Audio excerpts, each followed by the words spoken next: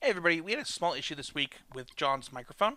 I'm not sure what the issue was. We tried to fix it before the podcast, but ultimately we decided to record the episode anyway. There's a little bit of distortion, a little bit of fading in and out, but I think I did an okay job fixing it in the post production. I was pretty sure I could get it to listenable. We'll make sure to take a look at it before next week's show, and I just wanted to apologize. The episodes are really fun this week. We really enjoyed talking about Modern, so enjoy this week's episode, and we'll make sure to look at that before next week's show. Constructive Criticism is sponsored by Oasis Games. MTGOasis.com is the place to get cards for your next Magic event. Try them out with code CCMTG for 15% off of your first order, and use the code Would That Be Good for 4% off of every order. Want to support the show directly? Head on over to patreon.com/CCMTG to check out some awesome benefits and future goals for the show. Thanks for listening, and here's this week's episode of Constructed Criticism. Hello everyone, and welcome to a new episode of Constructive Criticism. I'm your host Spencer, and I am joined by one co-host today, Gold Pro John Stern. Hey everyone. Are you still gold? I actually don't know. Yeah, I don't really know either. I know I only have 2 buys for Calgary this weekend, so I guess I'm silver. I don't know exactly when it rotated. Cancel the show. See you next week. So, do you know how many points you need for gold again? I know that I'm not going to look at the point totals ever again. Oh, okay. Because you're qualified through the rest of the year. Well, no, I have a silver invite for. Well, I have an invite for London. I have a silver invite for Barcelona. And I basically, if I get enough points to get a gold invite for Richmond, I will just have earned an invite anyway. It's just not. Oh, you'll just have gotten it. Yeah, so just well. I'm just not going to be going to enough events for it to matter. If I do well at the PT or sure, the it would have just get it anyway, so it won't. Yeah, matter. I'm gonna play a few qualifiers maybe. I don't know. I haven't really decided. Well, hopefully I'll just qualify this weekend. There you go. You'll just win the Grand Prix. Speaking of qualifiers, I want to give a special shout out to our sponsor as one of the stores picked to host PTQs. I am so stoked for this.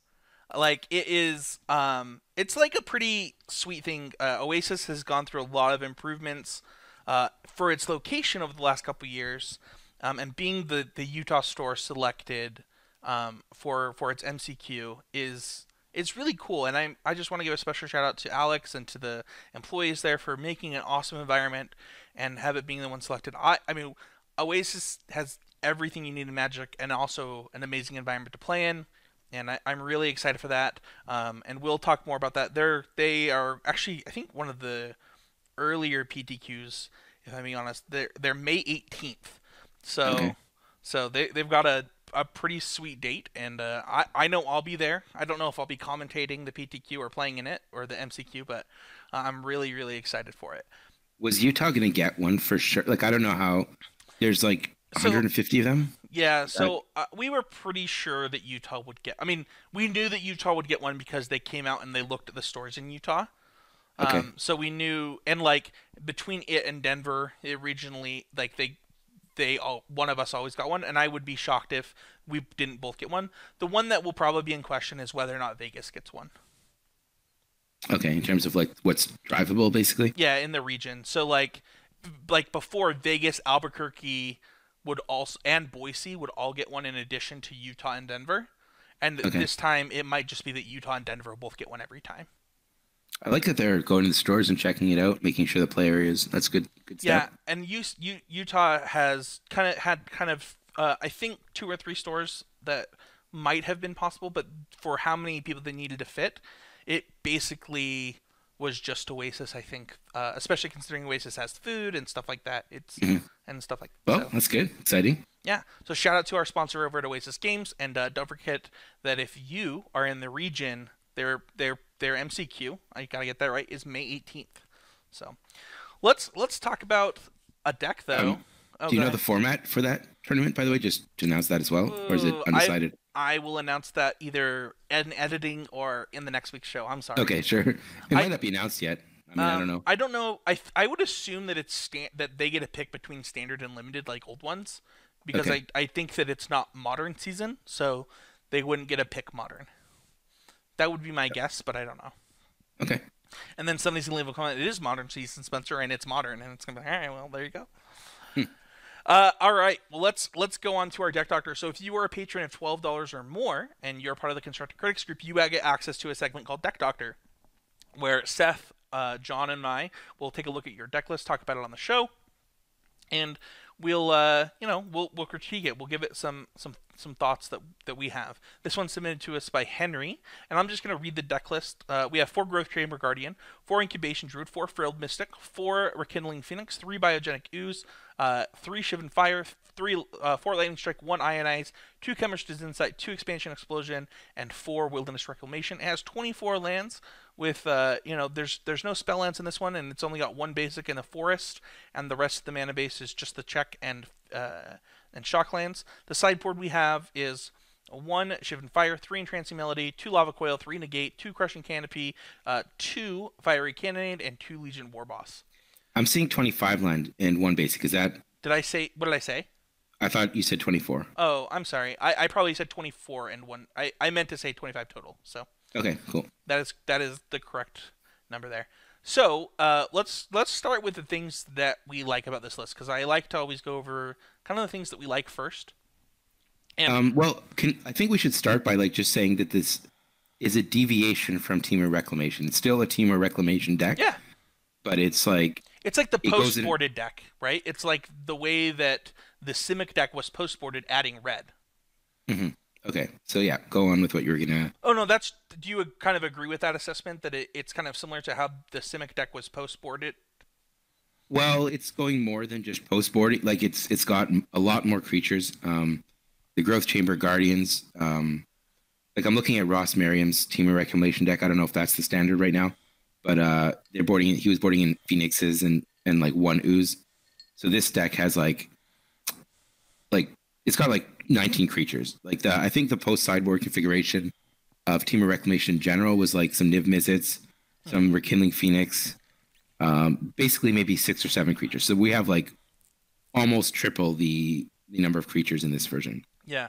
And when I was thinking about it, I was more thinking of like the version that was boarding into Frilled Mystic and Incubation Druid and Biogenic Ooze and Hydrate Krasis and like the green-blue version straight. Right. Okay. And when I look at this list, the things that I like, first of all, I think you and I are both a fan of Biogenic Ooze. We want to make it work. It's a sweet card. But actually, the thing that I want to talk about is I actually think Frilled Mystic is really good in the current standard metagame. I know that you haven't been playing a ton of standard right now, John, but I actually am playing 2 of it in my Sultai list, just in the main deck. One of the adoptions that I took over from, is it Cantor? What is his? Canister. Canister. Thank you. He was playing one. He was playing one in the main, one on the board. And after trying his list, that was by far my favorite thing to do. Being able to plus your Vivian Reach to get that card was really powerful and something that I've had a lot of success with. So I think that just that as an inclusion is really, really powerful. So I have some thoughts on that. That maybe is.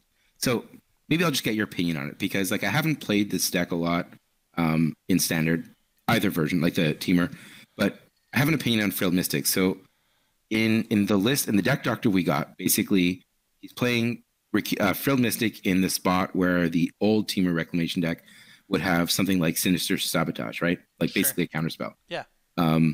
So I feel like there's some play patterns that are not good for Frilled Mystic in the control mirrors, whereas you sometimes want to go Reclamation counter on when you have 7 land, you can't do that. Sure.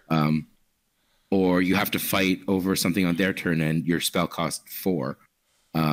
So why are you so high on this card, considering that it's replacing, like if you're taking this card and you're putting it in your deck instead of like, I know a Gruul Spellbreaker, like it's going to have a different effect. But if you're actually just replacing a 3-mana counter with a 4-mana counter that's also creature, like why is this better? So I don't know that the number of Frilled Mystics is correct. I think that Ionize is a great inclusion and something you could consider playing more of in this deck. But I do like Frilled Mystic in this metagame. Being a 2-for-1 that gets to it's very good, for example, against Nexus decks. Now I also don't know that I'm viewing this as much as as you are as a take on just Temur Rec, because I think that deck is tuned to be a different style deck, and this is a creature deck, and that's that's not. That's a control deck, and I think that this is trying to be a creature deck. Okay, but then it's still playing the reclamation, so it's still. I'm trying to decide if I think that it's a win more deck, because I feel like if it's just a creature deck and the reclamations are win more, or if it's a reclamation deck and the biogenic oozes are win more, but they might be doing something that's really useful, and maybe reclamation is just too good to not play. So I'm not saying that makes it necessarily bad, but that's my concern when I look at the list. I actually have the same concern. When we were going to get to things that I would consider changing, I was going to say, ask yourself why you're playing Reclamation in this deck. Is there a reason that you need your lands to untap with your ooze, other than the fact that it's sweet? Is there a reason that you can't just leave up Frilled Mystic Mana? Like, why do you need to, like, you're taking a turn. I guess you could say that your entire deck gets better with Wilderness Reclamation in play to the point where it's worth playing. That could be the truth. I don't know. But like that was my first question looking at this deck list is this a reclamation deck, or is this like a deck that plays a lot at instant speed with Lightning Strike, Shivan Fire, maybe plays a couple more counter spells instead of something like the reclamation? Okay, so like the way I viewed it when I first saw the list was that it's a reclamation deck that had different kill conditions in terms of like it's not killing with Nexus. Was this, by the way, this was meant for best of three? I'm assuming he's got a sideboard. So yeah. Okay. Yeah, it's a reclamation deck that has creatures that are basically picked for specific uses, and then I feel like the burn spells are just like, well, I have to shore up the aggro matchups. Like I feel like the burn spells are off plan, but necessary, kind of like a necessary evil. That's the way I viewed it. I think the Shivan Fire, it kind of depends, right? Like, I'm looking at this as like a mid-range teamer decks that I personally have played a lot of, and I think that the Lightning Strikes fit really well within that the game plan of this deck of like chipping in with Rekindling Phoenix a few times in the air, or these large Growth Chamber Guardians, and then finishing my opponent off with the Lightning Strikes. The Shivan Fires are definitely to shore up the aggro matchup, though. Well, so if you look at it just as a creature mid-range deck, right? Is this better than Sultai or even Gruul? Like, I think the creatures are worse. Like, I think Gruul Spellbreaker is a great card. I don't see anything on that level. I think Biogenic Ooze, without the Reclamation, is worse than other 5-drops. I think if you're playing Ooze, it's because you're playing Reclamation. Maybe. Yeah, but you have cards that put you over the top, right? So, like, because you have the Reclamation with the Expansion Explosion, it does help you in that matchup specifically, and possibly, I mean, the one thing that I think is missing here is Hydroid Krasis, right? Because like you're playing these colors, but you're just gonna kind of get attacked by a Hydroid Krasis deck and have some trouble there. Okay, so I think the way it might play out, and this is just theory. Yeah, absolutely. We're just talking. That if you're playing against a similar deck that has Krasis, they have Krasis instead of something, right? So let's say you're playing against like a Sultai deck with Krasis or whatever, or Blue-Green Nexus with Krasis. Those are the two decks that would have it, right? Your plan versus them, I feel, is play Reclamation. Well, at least versus the Sultai version, play Reclamation, and so many oozes that they can't compete. And versus the Nexus deck, that won't work. So I don't really know what the plan is there. I think you're probably weaker there. But So I think that it is interesting to think about kind of the matchups, right? You're talking about what are your play patterns versus Sultai, what are your play patterns versus Gruul, which are probably the two best mid-range decks right now. And it is interesting to think like, what would a teamer deck look like? I don't think that this deck wouldn't have success on something like if Henry's goals are like ladder play. I think that you are specifically weak to shock in this deck, which is kind of what my concern would be, more so than the other mid-range decks. Because I think like you said, you might have the ability to go, like Reclamation might be good enough that you could gain some advantages there. I don't know. Well, I feel like this deck, like I've been thinking about it a little bit. I think this deck has to be a Reclamation deck. I think if you don't play Reclamation, like your cards are just a tier below. Sure. And you mentioned like Hydroid Krasis, which is, the problem.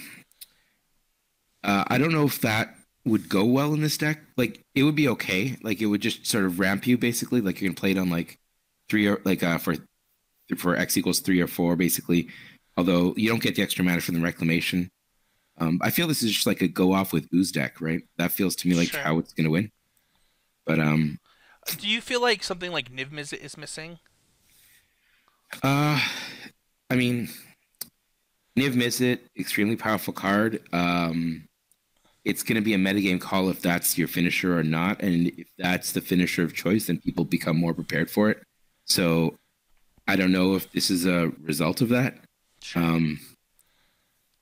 But It's yeah, it's also possible that you need more card advantage to come over the mid range decks, right? So like Ralzeric or Vivian Reed might be something to consider.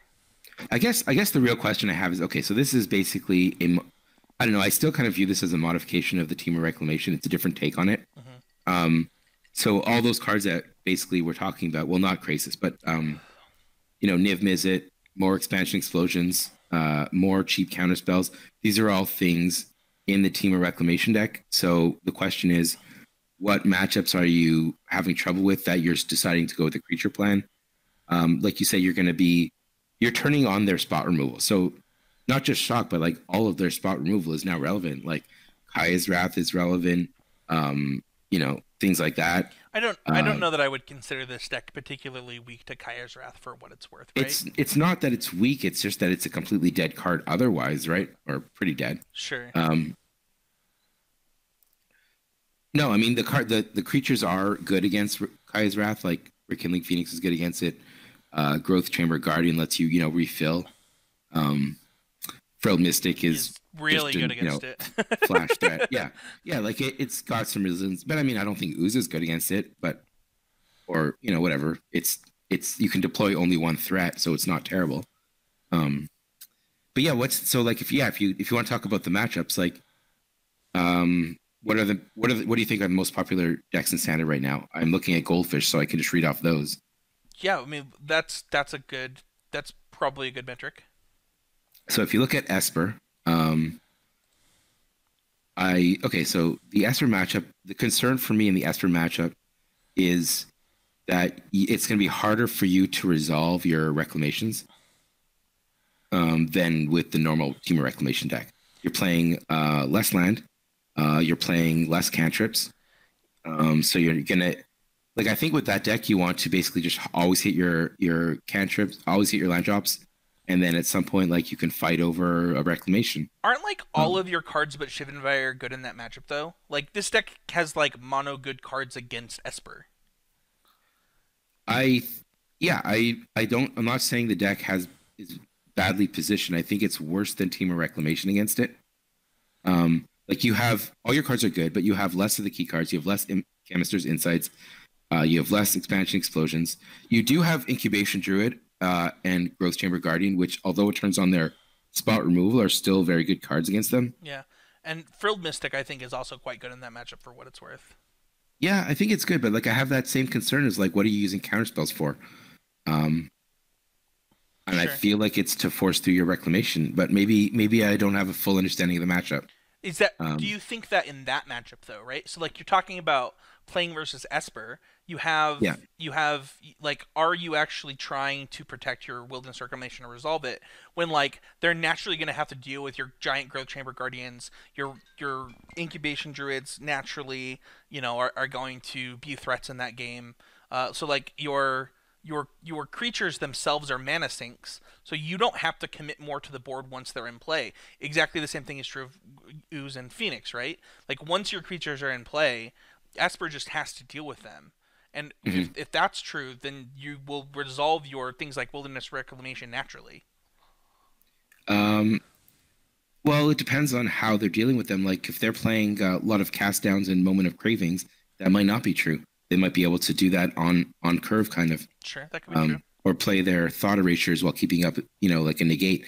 Or I mean, I don't know exactly what the Esper decks are playing right now, but I'm worried about the play pattern where you have 4, maybe 5 land, and you have a Frilled Mystic in hand, and a Rekindling Phoenix.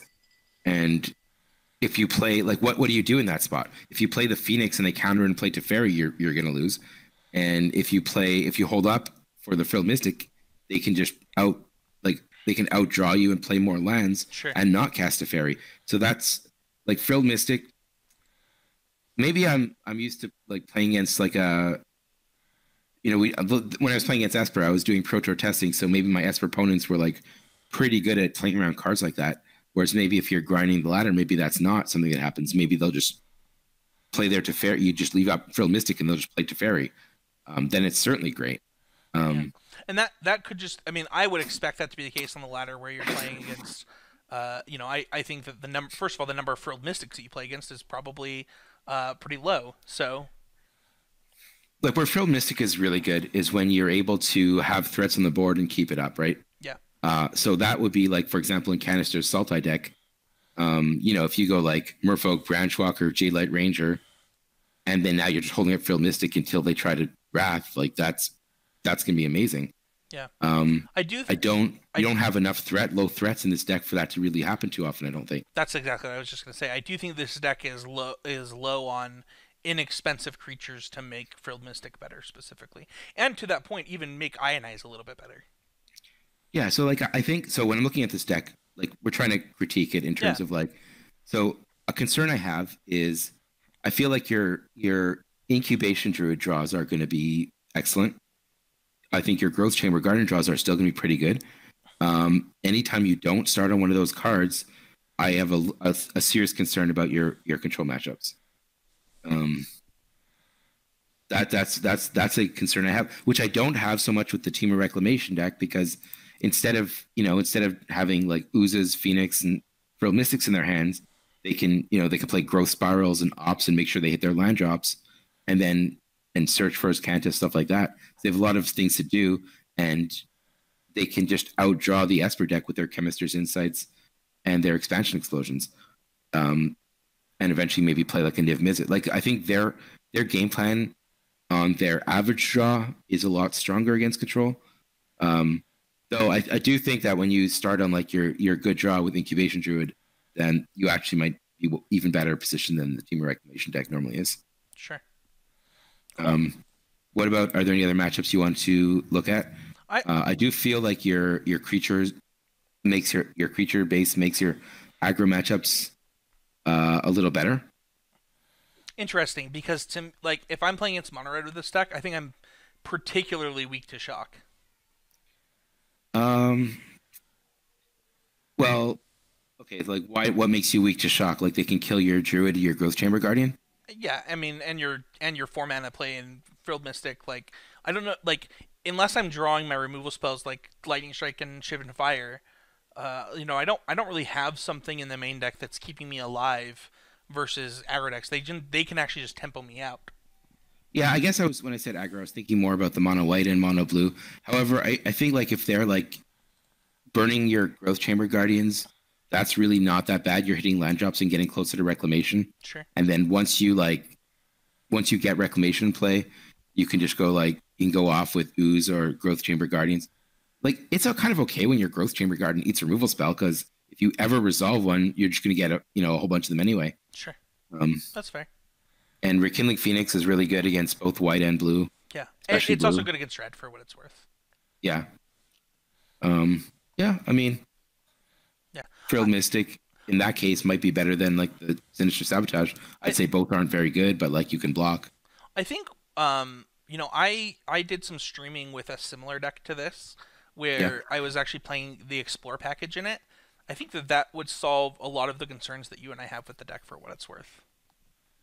Yeah, I guess the concern then becomes like, I guess I need to understand why it's not. And it would be helpful to have some notes from it was from Henry. Yeah. It would be nice to have some notes on why are you building this deck? Are you having a specific issue with either the Sultai deck or the Temur deck that you're trying to solve, or do you just like these cards? And like I like to have a reason for building a new deck. Yeah. And I'm not saying he doesn't. It would help to know what it was, because then we could sort of talk about that specific. Yeah. That's great. I think that Henry will happily post that in the Constructed Critics group on Facebook, and we can continue the conversation there. And then for future deck techs or for future deck doctors, we can get notes from them before we do it. So, I mean, I do like that he's playing the Ooze and the Incubation Druids. I really like those cards. I feel like they're underplayed. Well, especially the Incubation Druid is underplayed, I feel. I don't know. Are the Salted decks all playing that now, or is that they're still split, right? Yeah, I think most of them are. They're either playing Incubation Druid or the Explore package. It's like Yeah. you have to pick one. However, I have played versus lots of them that are playing the the 2/2 flyer. I always want to call it Night Veil Spectre, but that's not what it's called. Thief of Sanity. Thief of Sanity. There you go. Yeah. So Yeah, that card is that's a nightmare. That card when that resolves, you're like, oh no. okay, well let's move on from this and talk about our main topic this week, which is Modern Power Rankings. We actually did a Modern Power Ranking show like a couple months ago when you guys were at the Pro Tour. Right. With our friends over at the Even Odds podcast. They filled in for you and John, and I kind of have some notes that I'll just kind of share before we get into this. So I only used the GP Tampa, GP Bilbao. Is that how you say that? By Bilbao. Yeah, Bilbao? I mean, I don't know if it's the right. Yeah. That's how I say it. Yeah, and then SCG Philly Open. So I Yeah. only used like the big events, whereas with the mega rankings episode that we did, where we go over 2 months of stuff, we used PTQs, we used classics, we used team opens, but I wanted to really focus on like the highest level of Magic and what's doing best at the highest level that's available to us. And so for me, that was using the Open and the GPs. So the biggest changes for what it's worth. So on that episode, we had a long conversation about Jeskai versus blue-white control, because Okay. I am an advocate for blue-white control, and I was like, maybe I'm just wrong. Maybe Jeskai's just better right now. Maybe there's reasons that because Jeskai did better in those rankings, and in this, Jeskai got literal 0 points. And blue-white control would have come in at 9th place, coming in with 11 points. And that's an interesting one to me, John, as you know, and maybe it's because Settle the Wreckage got better. That could be the reason. So because of that, blue-white was able to adapt better than Jeskai was. I'm not sure. And then the other thing is, another conversation that we had there is the humans versus spirits conversation. And humans and spirits was actually doing better. And we said that it's possible that it's able to fight with flyers better than the humans deck word. And in this, spirits only got 1 point, and humans will actually come in with probably the biggest gain of all of the decks. Do you have any thoughts on either of those? Yeah. Let me just pull up a Jeskai list. So, well, you have to really look far down on Goldfish to find Jeskai list. Yeah, it is not doing well right now. Yeah. Okay. Let me just. My general opinion of the two decks is that I think blue white's a better deck. So in a lot of the matchups that I'm like that, like the reason to play Jeskai, like I guess it's Lightning Helix, right? That's the main card that pulls you in that direction. So, but the blue white can play things like Field of Ruin, which does Jeskai play Field of Ruin? They might play like some number. I think some of them have in the history played 1 or 2. Oh, I'm seeing one that has 3 here. That's a lot. But I feel like the blue white deck, you have better mana. You have a more consistent deck. There are decks where like Lightning Helix just doesn't do anything. Like when I'm playing Tron, I mean, it's a burn spell. Like I'm much more scared of their game plan of like Field of Ruining every land I play and sticking like a Jace or something. I don't know. Like I find like the blue white deck can play Rest in Peace sometimes main deck. Yeah, and I think that the thing is to speak to like why I like the deck. I think that first of all, we had some hatred of Terminus on the podcast that week that I didn't quite understand, but I actually do think that Terminus is in a fine spot in Modern. Obviously, I'm not an advocate for playing the 4 of, but I mean, even if you look at the 9th place list from the SCG Open, it does play those 4 Terminus. It does play, the number of sweepers that you want, and I think blue white just gets to play its. First of all, I think that Terminus has a place against things like Dredge and against Phoenix that you just get free wins from. And then also, like, I've seen a lot of lists incorporating Settle the Wreckage and things like that as an additional sweeper, and I think that that's fine as well. Well, I guess like if you just consider the base question, you're playing Helixes and Lightning Bolts in the Jeskai. So if Helix and Lightning Bolt are good in the metagame, then Jeskai is positioned well. But if they're not, you're cutting cards that are going to be good for cards that are almost like. Do you want like if you look at the power rankings? I'm just looking at the top 4 decks, right? Phoenix, Dredge, Tron, and War Prison. Which of those decks do you want lightning bolts against? Sure. Like, I mean, Helix is not bad against Phoenix because it's gaining 3 life, but like it doesn't kill their thing in the ice. I mean, you don't really want to spend burn spells to kill Arclight Phoenixes. So like, what's it really doing? Whereas having more settles, Terminus, whatever, can be really good against Dredge, or any of those decks really. Not were, but just having like a more consistent deck where you don't have these dead burn spells is going to put you in. But you can't really afford to have a lot of dead cards in these matchups. Like all the matchups are close. Yeah. I think that's like I always have respect for blue white, and I'm always scared to play it. Like when I was playing Phoenix, I thought that was my worst matchup. With Tron, I think it's favorable, but not as favorable as people think. Like it's still a fairly close matchup if the blue white player knows what they're doing. And 4 Field of Ruin in that deck is a huge boon to it in that matchup versus something like Jeskai, right? Yeah, I do think Jeskai plays Field of Ruin. It doesn't play 4, but I think it is played in the deck. I'm seeing a version with 3 here from the Philly Classic. So, yeah, but it's more like just seeing more of them. But that card doesn't win the game on its own against Tron, but like combined with all the other things that buys time and then you eventually take over. And every like bolt you draw is basically just not helping. Yeah. Sure. So I prefer blue white. I would say that the Jeskai deck is going to become more popular if you see something like Humans Rise. And you want to like slow them down, although you do have 4 Terminus. I'm not sure. I think for what it's worth, just for the question that you just asked, the aggregation on Goldfish says there's 1 Field of Ruin in 100% of the at least of one Jeskai. Of Jeskai. So I'm just seeing like this one Jeskai list that has 3. No. That just means that all of them are at least playing 1. Okay. Yeah.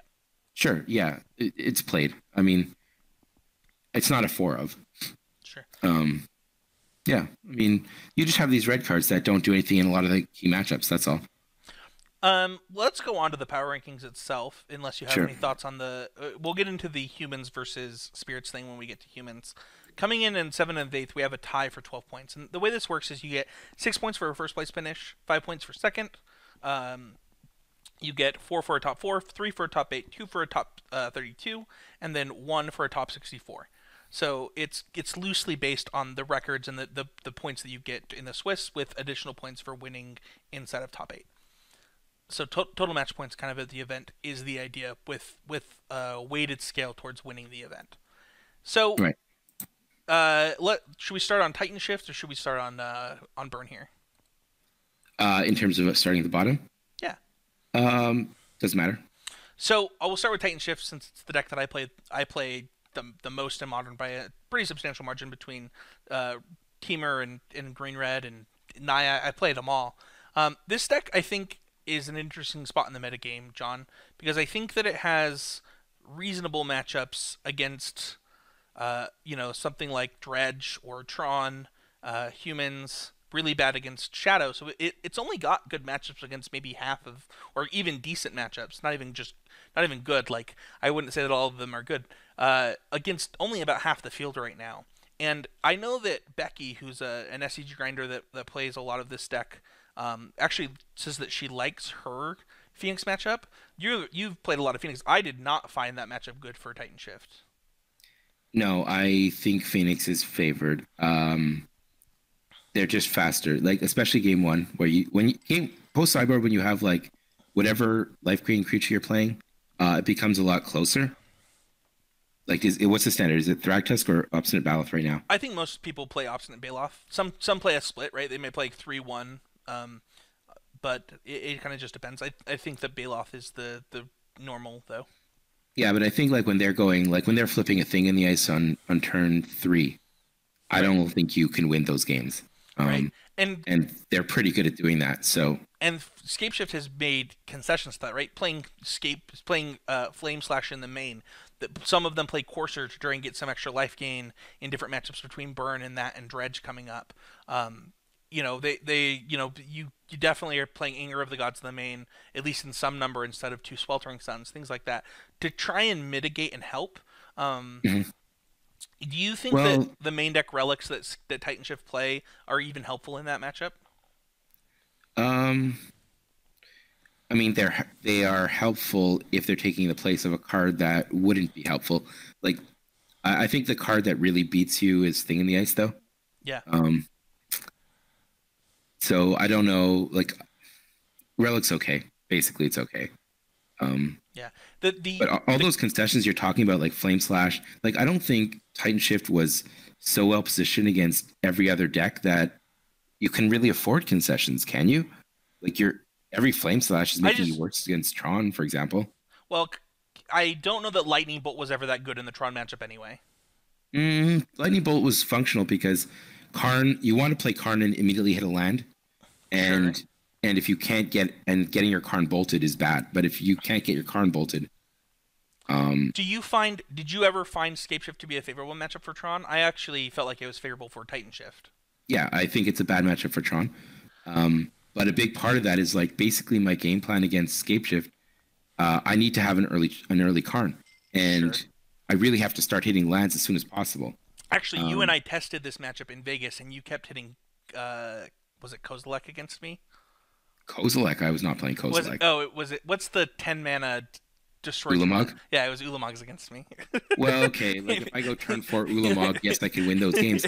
Like it's not like that's okay. Good matchup, bad matchup. We're not talking, I know. you I know, was. I was. 10%, I was 90%. just having flashbacks to you Kozilecking me Yeah. or Ulamogging me on turn 4.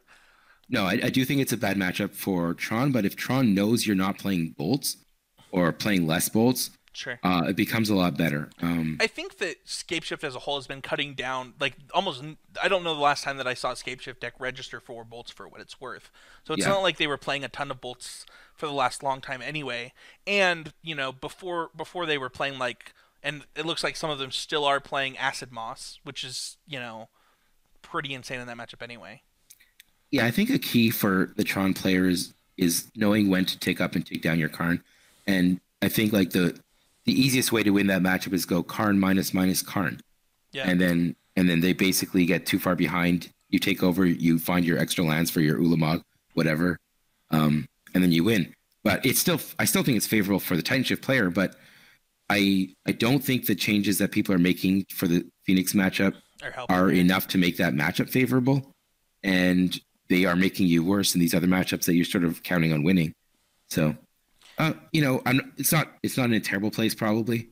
Yeah. I would disagree with it being favored against Phoenix, though. Oh, You I might- don't think it is either. For what that was, Yeah. it was just a conversation I had with Becky on Twitter. I wonder. I think you're good against Dredge. I think you're good against Tron. I I don't even can I don't I would assume you're okay against Whir, but maybe I'm wrong. I think you're not good against Whir. Interesting. So, how do you Like, think that basically the play they're pattern gonna- pays out? Well, I mean, I haven't played the matchup, but I mean, they're going to bridge so you can't attack with your Titan, and then they're going to Witchbane Orb so you can't shoot them with Valakut. And Yeah. then what do you do? If they get Witchbane or out, you certainly are not favored, right? Like Well, that just they ends. have like so many tutors though. They have 4 Whir, 4 Ancient Stirrings, Inventor's Fair, Teleri West to find it. Like, not all these things can happen in like you can kill them before they can do the right thing. Yeah. Which is how but I if they have expected a- the game to play out for what it's worth. Well, if they have a single Whir though, they're casting that before you can kill them. So Okay, that's fair. I would say that it's not favorable. Okay. And it's also probably not favorable post sideboard because your answers, I would guess, are things like Nature's Claim or Spot Removal, and they have all these welding jars. So unless you're playing Shatterstorm, which you may have to do, Yeah. um, And I think that with the uptick in affinity, I think a lot of people are going to be either playing Fracturing Gust or Shatterstorm again. does Fracturing Gust doesn't work, I think, right? Right. That So it still won't they work. can regenerate. Yeah, they can still regenerate off of that, but you still are going to be playing Ancient Grudges too. Yeah, but also that doesn't work because like they have so many jars, it's so easy for them to find jars or spell skies if they want post sideboard. You really need Shatterstorm is the card that just beats them hands down. Sure. Um, That's good okay. to know. That's actually really helpful for somebody like me that's going to be picking up this deck. yeah, Probably like again. if you want a card that's for Whir, it's Shatterstorm. That's the card you want.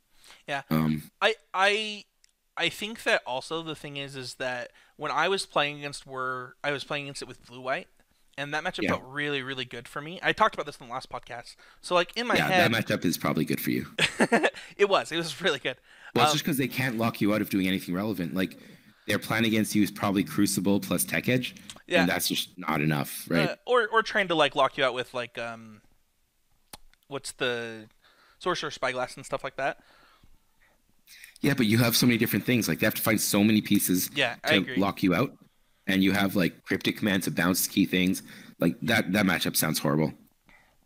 So in my Uh, head, like it's hard to see how matchups play out versus that deck because I was playing blue white against it for 3 months.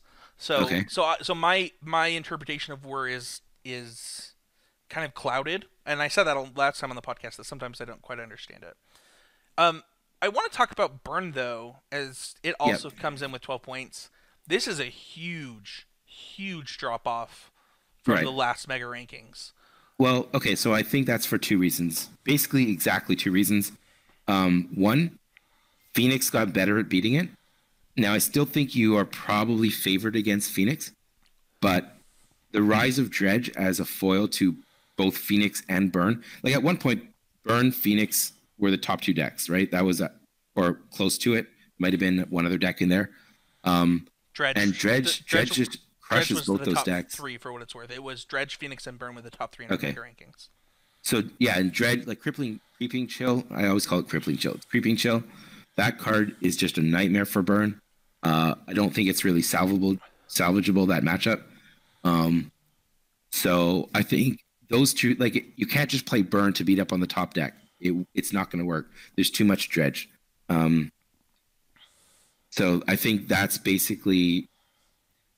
Also, I think Dredge is like sorry, Burn is kind of a deck that, and I've said this before, where I think it's a good PT deck if it's well positioned, but I don't think it's a good PTQ deck or GP deck or whatever because, and it's nothing to do with how hard it is to play. It's just the fact that it's easy to play against, and people are showing up with decks that have been tuned by, you know, pros or online grinders or whatever that have a plan to beat Burn. I mean, they just do. Like, not many decks are just like, I can't beat Burn. Um, when Burn was popular, I was playing 4 Wormcoils and a Thragtusk main in my Tron deck. Just, I mean, to help with that matchup. The matchup's still kind of bad for Burn. I mean, kind of bad for Tron, but like, it's certainly winnable. And I don't know. I think just basically Dredge Rising has pushed Burn down. So do you think it will continue to drop, or do you think it will stay in like the top 8 deck somewhere? Um, I mean, well, the next deck in the list that's on is Blue White. What was after that? Like, I feel like Blue White's rising, so Burn could get pushed down a little bit. But I would say Burn's probably going to stay around the level of Titan Shift. I don't think Titan Shift is necessarily better positioned than Burn. Sure. And people are going to play Burn. Like, Yeah. people just like doing that. So, And one only got one more points than these is Grixis Death Shadow. If you yeah. include all Shadow decks, it's a little bit different. So if you like include the Zoo Shadow decks, or I think there might have been a Jund Shadow deck in there as well. But this deck is, first of all, it getting better again is bad for Titan Shift for what it's worth, because I Yeah, don't think that and Titan bad for Shift. Tron. Yeah, I don't think that Titan Shift can attack Grixis Death Shadow and Phoenix at the same time. I think that would literally be impossible for the deck. Right. Um, but Grixis Shadow getting better is interesting. Do you think it has a good Phoenix matchup? No, I don't really. I don't have my stats on it, but I was winning more than I was losing with Phoenix against it when I was testing it.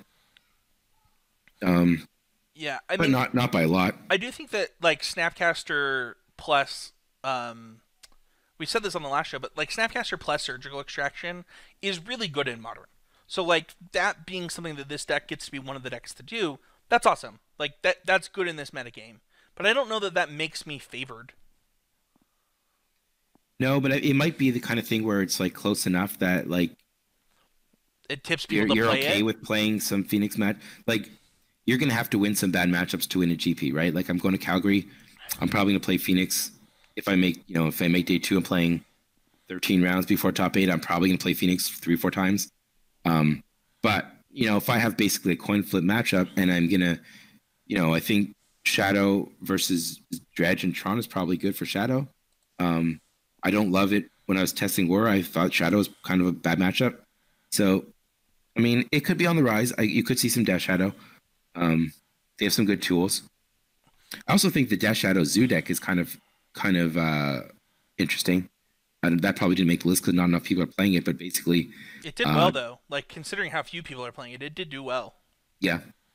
Like I played against that with Tron, and like that, I just got destroyed. Dash Shadow, Grixis Dash Shadow, I feel like I have a chance. Like I don't think it's like a landslide unfavorable. It's just like slightly bad. But like that Zoo deck just crushed me. So something to it. Yeah. Do you think that?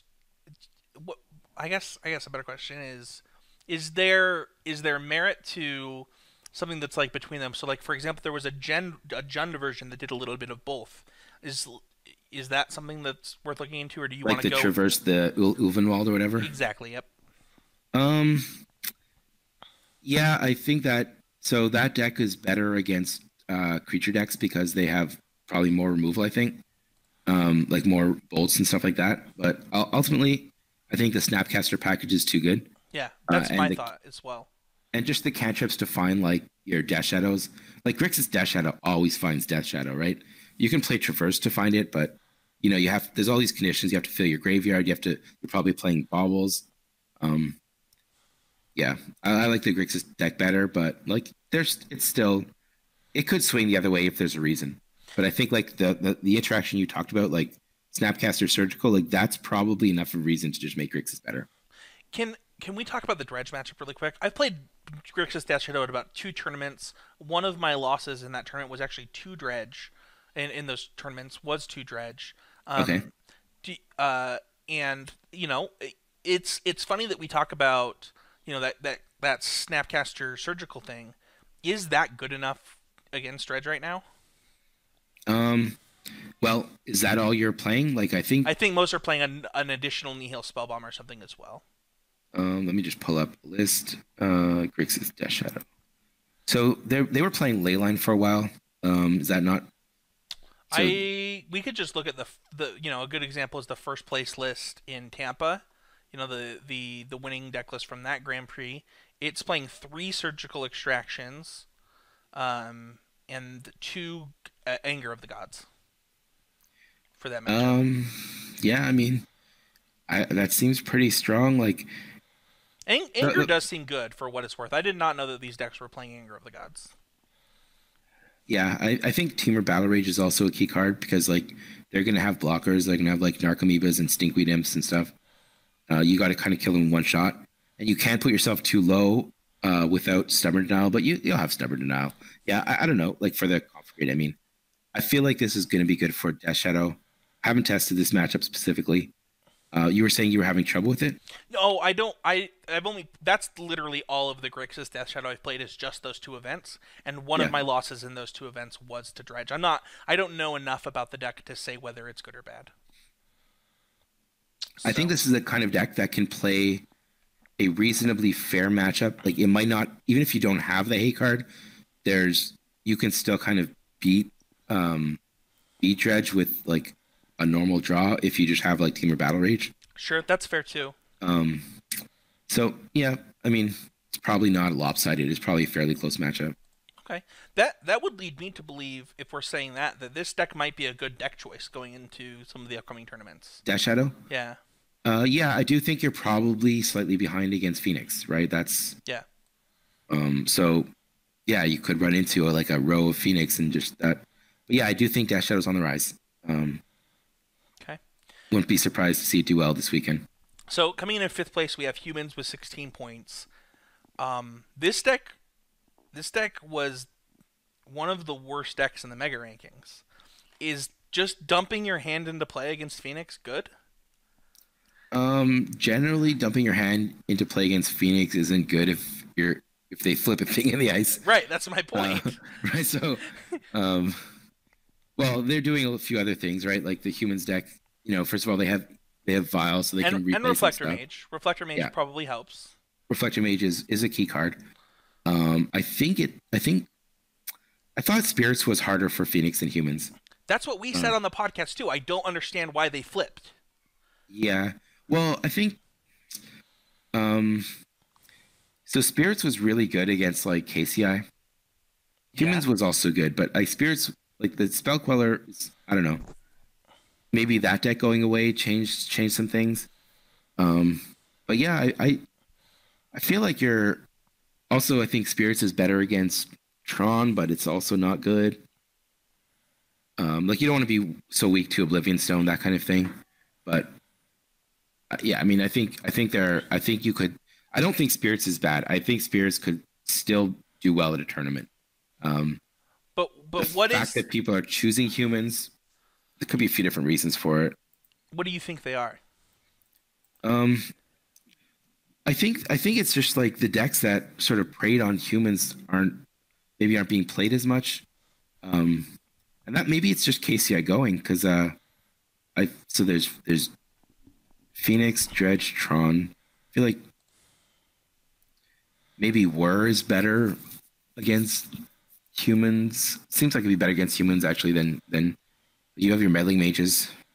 Yeah, I mean you have meddling mages, but I think Spellqueller's fine. Probably fine against War 2, right? Like if they try and have a big word turn, like that. I guess a big word turn. It actually doesn't stop that card now that I'm thinking about it because the conversion cost is actually higher. Yeah. It can take a bridge or something. If they hardcast it, yeah. Yeah. Yeah, Interesting. I don't know. I don't really have an answer. I'm kind of surprised to see humans rising. Like I thought humans was always fine, but there just wasn't a good reason to play it, and I don't really see that there's a good reason to play it. So, I mean, um, it could be that because there. I mean, it could be as simple as because there's no KCI, the people that had switched to spirits are like, it's fine. I'll just go back to humans. I like this deck better. yeah, that's what I was thinking. But I will say though that like even though KCI was so good, it wasn't played everywhere. So like it wasn't forcing humans out of the metagame on its own. Yeah. Um, but maybe yeah, I don't know. Let's talk about the next deck. We have Whir coming in with 19 points. This is a deck that I've already admitted to now on two podcasts in a row. Maybe I should just stream this for a little bit so that I can better speak to it next time. But this one's intriguing to me. First of all, I think we said this on last podcast, but is this deck just really good right now because of things like Chalice of the Void being good right now? So I have been testing this deck. Chalice of the Void is very good, but I think Ensnaring Bridge being good is also a huge factor. Um, if you play a bridge, if you just go turn 3 Ensnaring Bridge against Phoenix, you're going to game 2. They can't beat it, right? Which is when you have not only 4 bridge but 4 Ancient Stirrings and 4 Whir, or like that's like you're going to have that almost every game. Sure. And it's good against other decks too. So to me, that it's a bridge deck primarily. The Chalice is a tool that kind of locks it up, and like you have another way to beat like Burn and also Phoenix. It hits other decks as well. But it has some weakness, specifically Shatterstorm. Like I don't know how to solve that problem for the War deck. Like you can play Darksteel, whatever it's called, Darksteel Forge, but it's really hard to get enough artifacts to tutor for that before they just cast it, and it's really hard to recover from a Shatterstorm. I will say that Whir has the sweetness factor. Like this is one of the like if you just look at a Whir deck list, it just looks sweet. Yeah, no, it is. It's fun to play. You have all these different tutor targets that do different things. Yeah, and it's just like constructed really well. Like I don't know who's responsible for it, but like when I first saw it, I'm like, does it really need a damping sphere? Why is it Tormod's Crypt in the main deck? Is it And it's not? like Is it not Jody Keith? I don't know. I mean, I I've think been watching a streamer who's always streaming this deck. I don't know if he created it, Cesaris or something. But yeah, I don't know who created it. It's just like that damping sphere. Just like it's so key in some of your matchups. Yeah. I Yeah, think it has a lot of those cards, right? Like between Chalice of the Void, Engineered Explosives, uh, there's just so much going on. Like to slow you down, to slow your opponents down, to stop your opponents, to shut them off. Like it kind of all came together in a way. Like if you look at prison decks of the past, right? They're like playing like Blood Moon and stuff like that, and like messing around with like a bunch of other stuff. And this deck's like, no, no, no, no. Like were tutors for me for like the hate cards I need across the format. And one of the things that Wizards has done is they've also recently printed colorless hate cards that are kind of helpful, right? Between I mean, just in my time playing Magic, this deck has Witchbane Orb, Dampening Sphere, Sorcerer's Spyglass, um, stuff like that to just add additional ways to deal with stuff. Yeah, and Bottle Cloister is a really good card too. That I never even thought of that card till I saw this deck. Oh, dude, I played a Grand Prix against Jody Keith. He was playing this deck. We didn't get to finish our match because. Well, I think you just identified the main problem with this deck. But we didn't get to finish our match because it was a team Grand Prix, for what it's worth, John. And okay. and the other team had already won. I was on blue-white. I was going to win. Okay. But I do. Okay, so that wasn't. I sort of jumped the gun, but I mean that's a real concern with this deck because, like, if you even compare it to a deck like Lantern, so Lantern is also a prison style deck that can have a long game, but Lantern can switch gears and win very quickly. Like once they have their pieces out, they can just be like, okay, I'm not going to mill myself. I can just start milling you 7 cards a turn, and it's going to take 3 turns. You'll be dead. This deck is much slower. Their win condition is usually Crucible of Worlds with Ipnu Rivulet. So like mill 4, replay my land, mill 4, replay my land. Meanwhile, every time you're taking a turn in the middle, you just can't do anything. Right. So yeah. I mean, you could just play main deck Tezzerets for what it's worth. Yeah, but like you don't want to because it makes your deck worse. Like it's not good. Like you don't have the luxury of just playing bad cards in your main. I mean, you have a Spellbomb, Pirate Spellbomb. That's your other win condition, I suppose, and has more utility because it kills like things like Meddling Mage or stuff like that. Sure. There's a few other cards that you need to kill. I think I can't remember what they are right now, but yeah, I mean. Post sideboard, you can win faster in the matchups where you want to bring Tezzeret in, but like it's a real concern for me to play this at a tournament where I just don't feel like I'm going to be able to rush my opponents enough, and I don't really think the slow play rules enable me to get a judge to do it either. So, yeah, I don't know. All right. I was thinking about playing it in Calgary, but I think I probably won't. Fair enough. Let's talk about the deck that you just won a PTQ with. Okay, Tron. Yeah. So this deck comes in next. Top 3 deck still. Tron chugging along, 20 points. I first of all, I want to say I don't understand the hate for this deck. I'll never get it. Like I understand how I play it. Like, why 3 Tron pieces and cast cards. I don't understand why people hate it. Like why people hate it. Just people like hate it so much. It's like the Nickelback of Magic. I just don't get it. It's fine. It's whatever. It does well. But with that being said, it looks like there's a lot of interesting, it just won the team open for what it's worth. 1 All's Dustmane, 3 of Oblivion Stones, 3 Relic of Progenitus, 2 Ulamog's, 3 Wurmcoil Engine. What is this a deck that you just want to PTQ this deck? You're not considering it for Calgary. Why is that? Well, I won a PTQ with it at GP Toronto, and then immediately missed day 2 with the same deck. I also played it. I played it in LA. And I only played in LA because I was like I didn't really prepare much for that tournament. I just played the same deck. I was just busy with other stuff. And it wasn't a relevant tournament for me because I wouldn't get an invite and the pro points didn't matter. So I was just like, yeah, I'm gonna go have fun. And I made day 2, but didn't do well on day 2. But yeah, I think so. What we're seeing here, like you saw if you look at the power rankings, the top 4 decks, right? You have Phoenix massively ahead. And then you have 3 decks that are good against Phoenix. And I think whether or not Phoenix is too good is an open question, but like it's warping the metagame. And that's why you're seeing the rise of Whir and Trons because they're just good against Phoenix. I don't think Tron is so good against Phoenix that it necessarily justifies that high position. And that's why I think you're seeing decks like Grixis Death Shadow kind of rise a little bit because like it's a foil to the foil. Sure. I think Tron's okay.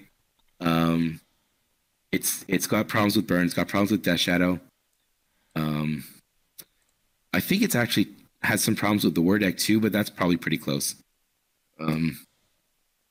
Dredge is good, I think.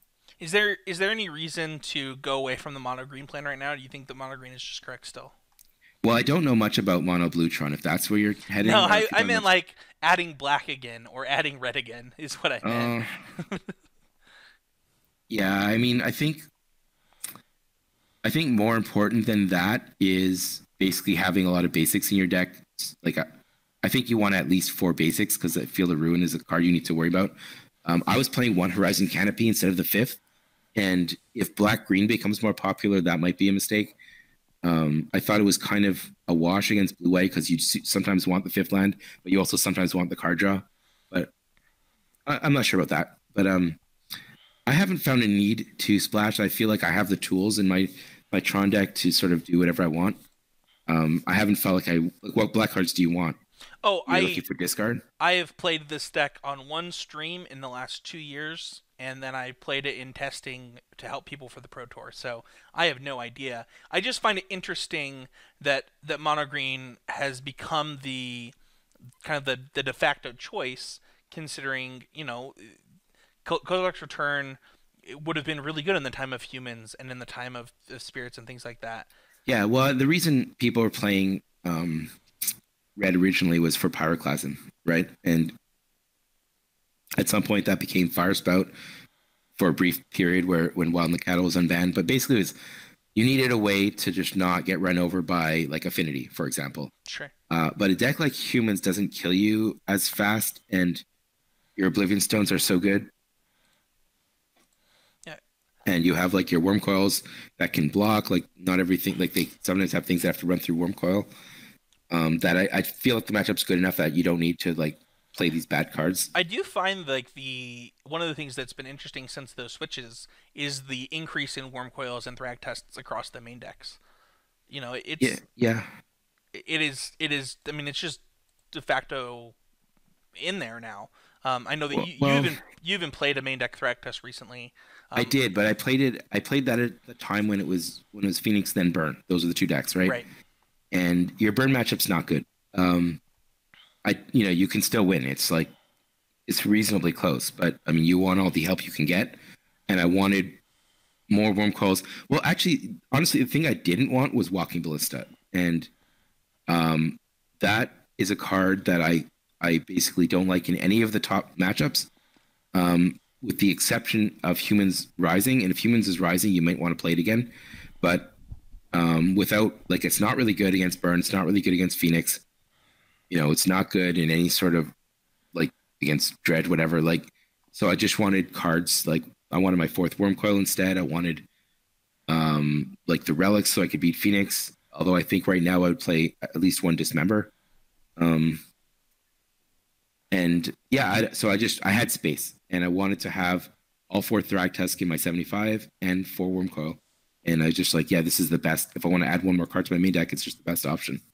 Awesome. For what it's worth, I didn't really think you should splash. I just wanted you to talk about the deck. Okay, sure. I mean, well, I think the black splash could be interesting. There could be reasons why you want some black cards, but for now, I haven't found the need. And I think the green deck's consistent, so. There you go. Let's talk about Dredge really quick. It comes in at 39 points, so almost double Tron's point total. I mean, just to be honest, man, like, I don't. People really. This is another one that gets a lot of hate, and I'm not sure that I agree. I actually kind of like having this Conflagrate deck in the format, Okay. and the reason is because I think that having decks that keep you honest is good. Now, I wish we had better answers for graveyard decks right now. The fact that there's a Phoenix deck that's a graveyard deck that wants different answers than Dredge that's a graveyard deck, I don't think that's good. But I don't think the answer is to ban Dredge so that you can attack Phoenix. Is anyone talking about banning Dredge? I mean, no. Most people are just talking about just banning, Ancient Stirrings and Faithless Looting. I think banning Faithless Looting is banning Dredge for what it's worth. Well, okay, so Faithless Looting, I think I didn't think of this when they announced it, but having tested a little bit since then, I think it was a really good decision not to ban Faithless Looting. I was in favor of not banning, but it was like I don't really care one way or the other. I mostly just didn't want them to change the format because I felt the format was fine. But a good reason to not ban Faithless Looting, of all the things that the new Mulligan rule is going to improve, that's a card that takes a big hit. because the card disadvantage when you're going to mulligan more often to look for specific things is a real thing. Faith's Looting becomes a lot worse on mulligans. And I feel like in a deck like Phoenix, for example, that's a deck that doesn't benefit much from the mulligan rule, whereas a lot of decks do benefit. So like, well, there's so many cards that get better. Like Thoughtseize gets a lot better. You know, your key cards like Amulet of Vigor or whatever, that can get better. Tron gets better. Like Dredge gets better. You could always find your Dredger or whatever. And you can put that extra creeping chill on the bottom of your decks. Doesn't matter anyway. Oh, that seems sweet. Yeah, like there's just so many. Like it's just such. The mulligan rule is going to really change how decks play out in Modern. And it's kind of in a way that weakens Faithless Looting. Not to the point where it's a bad card. It's still a very good card, but I think it was right to give the mulligan a chance to see if it corrects for looting. And there's an entire new set coming out dedicated to Modern, so it's not like the format isn't about to get changed. Yeah. So yeah, I think it was a good decision. We'll see. I don't know if the mulligan's going to be a good decision. That's really hard to tell right now. So it looks like from in the time that you guys have joined the podcast, right before you and Seth came out on the podcast, Shriekhorn was like coming back to Dredge. And yeah, it's like now a 4 of, right? Yeah, and now it's just straight up you're playing Shriekhorn, and I don't know, was Golgari Grave Troll banned before you guys joined the show? I actually don't remember. I don't know. Yeah, I'm not quite sure. I think so. Yeah, Golgari Troll was banned for a while, I feel. Okay, so this deck has I feel like gotten more streamlined in like the last couple months. Do you also feel that way? I mean, if we Shriekhorn becoming a 4 of is just straight up in every list. It looks like I looked at 3 lists, and the only difference in the main deck of all 3 of them is one of them only plays 1 Golgari Thug and 2 Dark Blasts. Yeah. God, I hate Dark Blast in this deck. I think it's terrible. Tell me about that. I mean, there's so few decks where you want to be casting Dark Blast. Like, I don't know. Whatever, it's okay. Like, I don't like it. I would play something else. I might have one. I definitely would not have 2. Well, I think Shriekhorn lets you cut down on the number of Dredge cards you have because you're just going to find them more often, and you really want to play only the good ones. So you want to force Steakweed and some Golgari Thugs? I don't even really have. I don't have my list. I think I was playing 1 Thug and 1 Dark Blast maybe. Wait, no, you want Life from the Loam, Stinkweed Imps, like. And that's it. Yeah, basically. I mean, you have a few others, but you want your like Amalgams, your Narcomoebas, like you're basically a burn deck, right? Like you're just gonna mill your deck till you hit. If you mill your deck, you're gonna hit 4 Creeping Chills. Your opponent's at 8, and you cast a Conflagrate. Like you don't need much else. Like yeah, like and if that's they don't what have disruption. Just for no, that's what makes Life from the Loam one of the better Dredge cards, right? Is that Conflagrate Life from the Loam is pretty important to the deck. Yeah. So where do you think Dredge is good against Phoenix? I actually don't know the answer to this question. Yes, I think Dredge is good against Phoenix. And is that just because they're not like they also are like an aggressive burn style deck that can't actually deal with the Creeping Chills? I think Creeping Chill, when you're playing Creeping Chill and they're playing Lightning Bolt, that's generally good for the Creeping Chill deck. Thing in the Ice is still really good, and you need it if you're Phoenix. You need it early. But if you don't have it right away, like Phoenixes are not going to get the job done. Like they're going to burn you out before that matters. And if they have to burn a Conflagrate to kill your first thing in the Ice, that also is still bad for you because like they're going to be able to rebuild off Life from the Loams and whatever, especially game 1, and they're hitting their chills. It's just, yeah, it's bad for you. It gets better if you start hitting surgicals, but it's kind of hard to know what to hit with the surgical sometimes. Like, I think the card I like to hit the most is Life from the Loam because that also kind of turns off Conflagrate. But you know, if you just hit Stinkweed Imp, that might not stop them. If you just hit Conflagrate, that might not stop them. Like they're still gonna get all these Blood Gas and Amalgams. Like you need a lot of things to go right. And when they board in Lightning Axe as additional removal for your thing in the Ice, it's difficult. Yeah, I think Dredge is favored. So I don't know what I said won the team open for what it's worth early in the podcast, but it definitely was Is It Phoenix. So there was an error in Goldfish, and I apologize for that mistake because I'm looking at the. I don't know. So This is second. you're No, saying Phoenix? no. I'm sorry. I'm just bad at reading. Phoenix took second place at the team open. I was right the Okay. first time. There was not an error in Goldfish. It was Okay, but like the team open, they're playing standard, modern, legacy, yeah, right? So it's hard. I mean, the data is it's data, but it's yeah. not the same as like winning, a It's modern GP. it's not.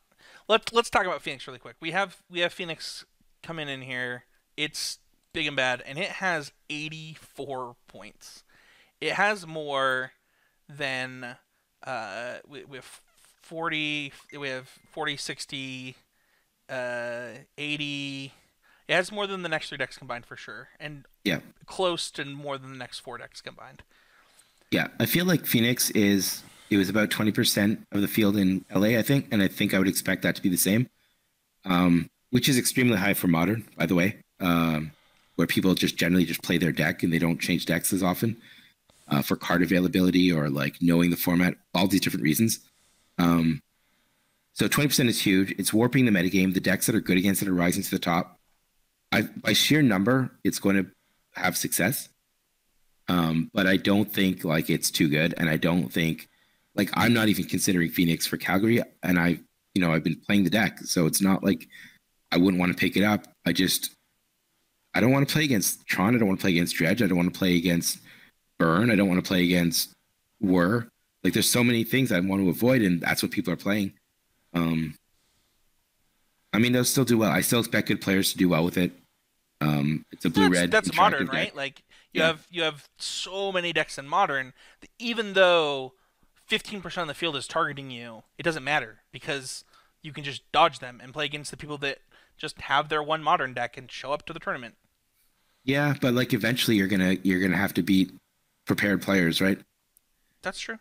Like, I mean, I wouldn't say that playing Phoenix is a mistake, but I also don't think it's a great choice. Like, it's just gonna be, I don't know, the deck's good enough that it's gonna carry some people to success, but you also might have 3 or 4 bad matchups in a row and be out of the tournament. So So you are very much not in the banned Phoenix plan then. in the what? In the banned Phoenix camp. The Ban Arclight Phoenix? well, That card? just the deck. Just banning for the deck. No, I'm not. First of all, I think it's a pretty reasonable deck to have as the best deck. Like I don't think it's oppressive. I think it relies on a very small number of key cards. Like if you come prepared to beat Thing in the Ice, like then you can beat the deck. Like that's you know, yeah. I think it's fine to have that as the number one target. Awesome. I also don't think it's that good. Like I think it's certainly beatable. Like the decks I'm considering for Calgary are basically some sort of black green variant or War Prison or yeah, those I'm gonna play one of those two. Those are my top two. Probably black green. So I think there's a lot of decks that beat Phoenix, and I'm not really scared of it. Yeah. Black green also, by the way, if we had included Jund, would have been in the top 8. Okay, but it's the Jund deck's different because it doesn't play the Field of Ruin package. Sure. Um, but yeah, I've Jund with a lot of graveyard hate. I'm sorry, black green with a lot of graveyard hate. That's where I'm headed right now. We'll see. Awesome. I would play the War deck if I could figure out a solution to Shatterstorm and the timed rounds. Those are Okay. my only two concerns. I think it's the best deck. There you go. That's the deck I want to play. But All right. Well, I think that we talked enough about Phoenix with the other decks that we can wrap this up. John, do you have any final thoughts on Modern? This top 8 was interesting. It was a big shakeup for the Mega rankings, so I think that means that Modern is actually still healthy if it can shake up this much.